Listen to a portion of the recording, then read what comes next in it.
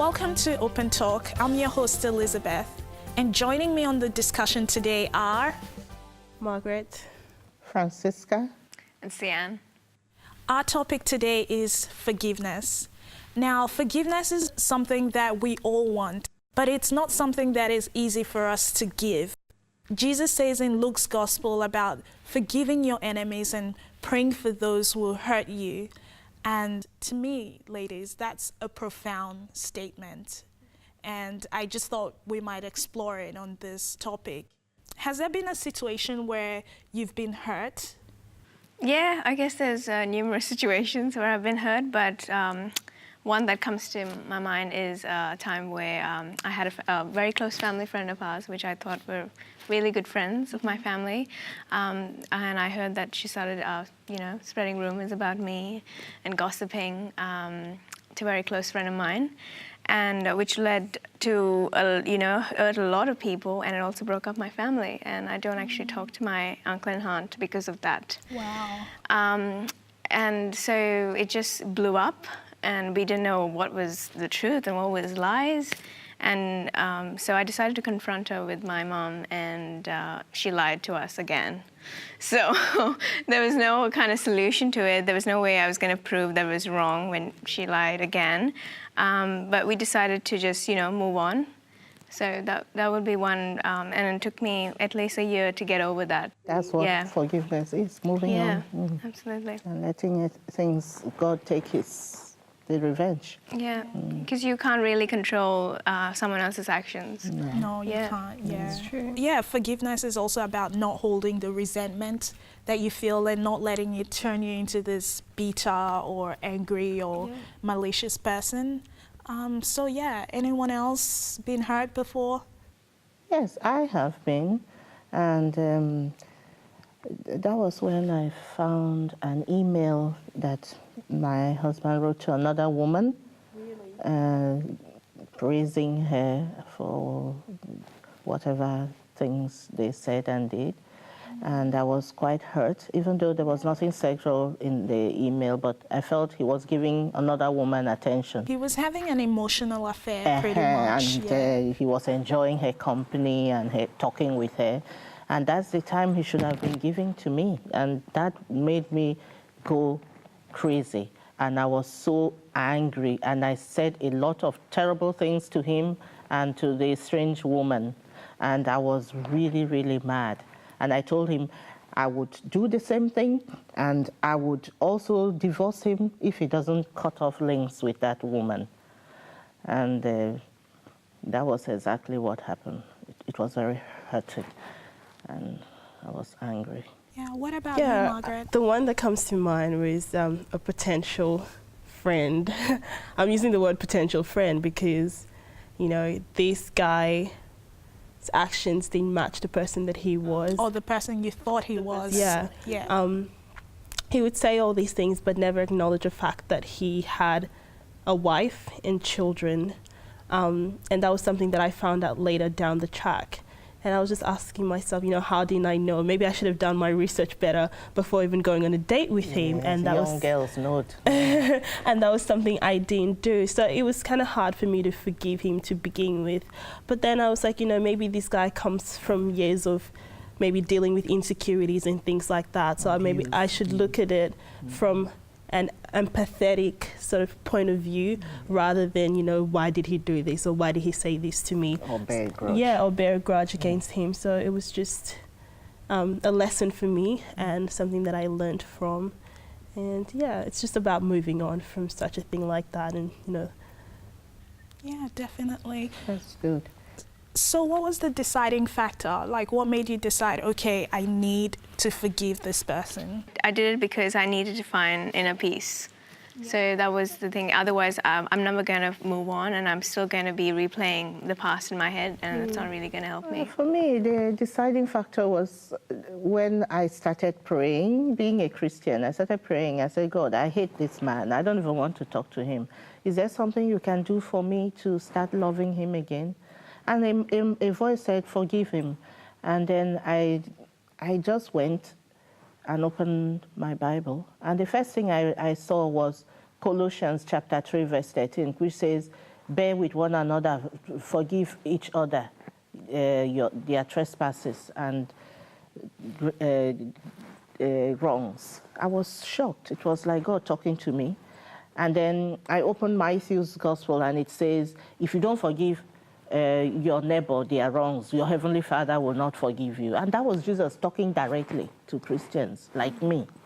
So I just moved immediately to my husband and said to him, look, I've forgiven you whatever indiscretions. Immediately? You mean like you didn't take your time? No, immediately I finished reading the Bible, I just dropped it. So you felt a conviction? Very convinced that God said I should forgive, and we made up, that kind of thing. And I was also feeling that peace, and because I've given him peace, it also affected me. We were happy again, and ever since, he's been really nice, and no more messages or emails, and yeah, so we are all very happy now. Yeah, forgiveness is actually quite a hard thing to do, but I think you have to look at it from a point of love. You're forgiving that person to be able to move on, and you ladies have also mentioned that sort of satisfying peace that you get when you forgive someone. It's almost like a weight lifted off your shoulders. Like the guy I spoke about that I forgave, I actually ran into him a few months later after that, and I smiled, and I was like, I actually have no hurt against this guy, because I was looking at it like, I don't know what he's been through. I don't know his story that well to start, hating him or feeling indifferent. So yeah, I think it's all about being able to move on and accept the situation. It was something that happened at that point of your life, maybe for a reason, and God teaches us things for us to move forward. And hopefully, once bitten, twice shy. Now you be very careful you meet a guy. Exactly. No guy will be able to deceive you. You hope so. Yes. So yeah, that's good. That's what I we thank God. Yeah, knowing that forgiveness, like you say, gives you peace of mind, it frees you, you're able to restore your relationship. Why do you think it's still so difficult to forgive? Why do you think people hold on to the unforgiveness in their heart? For me, I think, especially for non-Christians, and even Christians alike, keeping malice and taking revenge is very sweet. I remember from my experience, when I was, for 3 days, I didn't talk to my husband. When I see him, I turn the other way, I don't cook for him. When we're on bed, he tries to touch me, I hit him on the elbow. It was sweet, and I enjoyed it, And I saw him looking miserable, and that gave me real enjoyment and satisfaction. Now I am hurting him the way he hurt me by admiring some other woman outside his own wife, me. So that is the reason why people actually don't forgive. It's not because it's such a good thing, but because they get inner satisfaction and they feel they have revenge on the person who hurt them. Yeah, and I guess in my situation, there was no way I was going to hurt her back because I couldn't. So in that case, I guess it stays with you for a longer time, and the only way you could change the situation if you make up your mind to do so. It's a choice thing. Yeah, absolutely. It's a decision, it's true, absolutely. And after that, God takes over from there, because you can't do it on your own. Once you voice out your intention to forgive, God sends His Spirit to walk inside you. And then before you know, the same person that had hurt you, when you look at the person, you smile, like my daughter smiled at the married man who was pretending to be a potential spouse. Yeah. And then I became very close to my husband again up till now, because God has worked on me. You know what's amazing is that we've talked about, people that have hurt us and how we've worked to forgive them. But have you guys experienced the fact that you sometimes need to forgive yourselves? That sometimes we're the biggest critics. We find it hard to forgive ourselves for our mistakes and for our past. So how do you deal with that, and how do you think it's important to understand forgiveness of yourself? Yes, we should be able to forgive ourselves of whatever mistakes we have made in causing what hurt we had. Because sometimes we also contribute to people hurting us by our behavior, by our statements, even our body language. The way you look at somebody, the person will say, that look that girl is giving me shows that girl doesn't love me. And then she turns to you and say, hey, or give you the middle finger. You know, you have contributed in some way or the other. So we have to also blame ourselves and look inward and forget about the self-righteousness. And be real. But Know that you have your having said faults. that, I'd rather have someone be rude to me to my face than do it behind my back. Oh, yes. Yes. So I'd rather them say mean stuff about me, and I can handle that because I know, oh my God, so that's what it is. You know, I Yeah. could either improve Yeah. or I can disagree with what they have to say. But doing it behind my back and pretending to be an angel, Yes, that's what I don't it. like. It's just like And you- Judas stabbing, it's just like Judas betraying Jesus. Yes, and with the kiss. That's Yeah. the most painful. Yeah. It's more painful than if a scribe or Pharisee Yeah. had betrayed him. He would have said, that's normal. They've always been against me anyway. So it's very, very painful. But still, we need to forgive ourselves and don't blame ourselves. Like my daughter said, Margaret said, oh, I should have done research on the guy, you know, and all that. And sometimes you do the research and you don't find that he's married. you know. Absolutely, So you're you not don't going blame to. yourself. Just forgive yourself and know that you can always move on. Next time, of course, she'll be wiser, and she's been ever since. Very wise.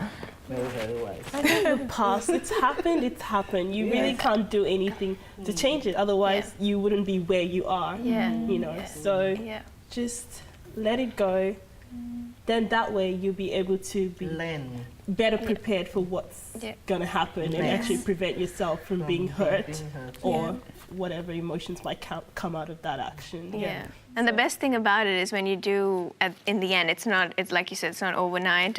You know, you go through the process of forgiving the other person, and then you have to think about yourself. Have you also forgiven yourself?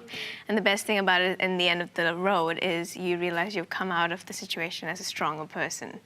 So, and, you know, you feel much more light, and you're not mentally, like, you know, overloaded with that problem. Yeah, and I think one of the most important things about forgiving yourself is just to remember that God loves you no matter what. Like, whatever mistakes you've made, whatever your past is, that doesn't matter. What matters is that there is a God and He loves you. He sent His Son Jesus to die for us, and that's huge. That's huge. That's everything. That's everything, And to forgive I think when you realize that, it just makes it all worthwhile and worthwhile, and it makes you learn to love yourself. and others. Yeah, and to love others, even those that have hurt you. Yes, Yeah. absolutely.